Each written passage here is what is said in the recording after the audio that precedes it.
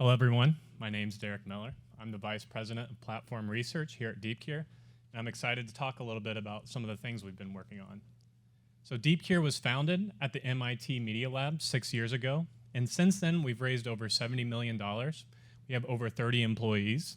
We've started an automated chemistry lab that can handle multi-step synthesis, and we have 3 drug discovery programs, one which will be starting clinical trial in 2025. And that is our BRD4 BD2 program. We have multiple exciting indications that we're looking into.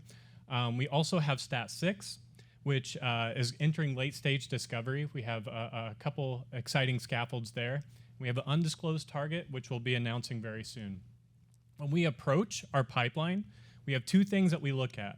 One, we're looking for an unmet need in the clinical setting that has validated biology.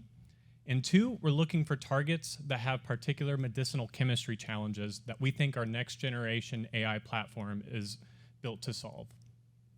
So with that in mind, immune targets became an obvious option for us to target. One, because they tend to have protein-protein interactions. These typically require larger and 3D molecules. A lot of these proteins also have highly charged surfaces with hydrophobic surrounding areas, making it incredibly difficult to build a drug-like small molecule for, or they have very precise target selectivity issues. So precise that even at times it can be the difference between a non-toxic outcome or a toxic outcome. And these types of problems and going after these targets are very difficult, and most AI methodologies struggle here for 2 different reasons. One, if there's no data at all, we've heard about data sets and models consistently, it's very difficult to go after these targets with no data. There's no binding mode to understand, there's no starting chemical matter. If we're going after an allosteric site, there's no peptide or anything that we can use as a basis.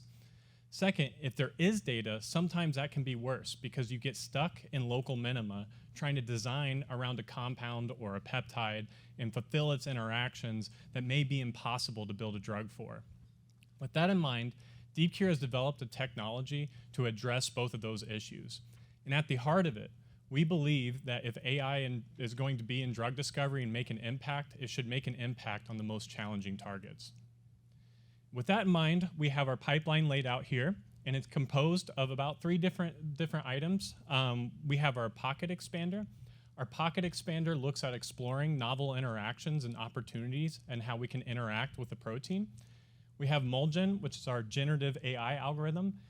It designs compounds to completely fulfill the interactions from pocket expander.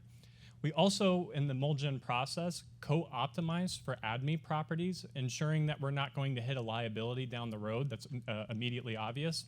And then we have our inspired chemistry lab, which is a completely automated chemistry lab that can handle multi-step synthesis. So the innovation starts with our pocket expander.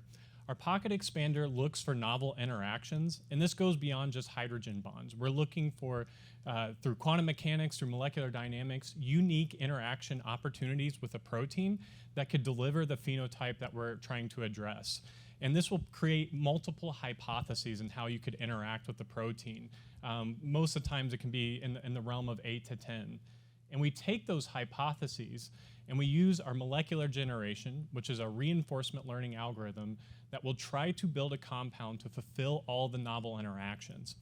And these compounds are, most importantly, not only synthesizable with a very high probability, it's also cost effective, because one of the things we wanted to do with our model is ensure that it produces a synthetic path, so it tells you exactly how it thinks it should design the compound.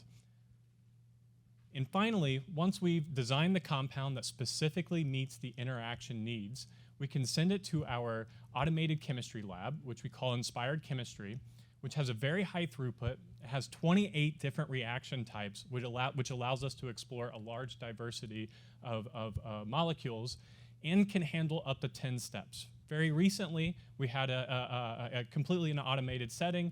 We showed that we could synthesize Paxlovid, and that we have a publication on that, or output on that. And finally, on the partnership opportunities, we're looking for 2 different areas. One's on our inspired chemistry. On the platform side, when we're developing new targets, we use inspired chemistry almost as a customer. And so we're actually taking customers specifically for inspired chemistry and working with a few to build custom synthesis for them. Second, we're looking at collaboration not only on some of the new challenging targets that I was defining earlier, but some of the existing programs as well. So I want to highlight our team. We have a diverse set of backgrounds, from machine learning to computer science to biology to medicinal chemistry and automated chemistry. We also have a great group of leadership as well. And yeah, thank you. Again, my name's Derek, and if you want to interact afterwards, I'd be happy to.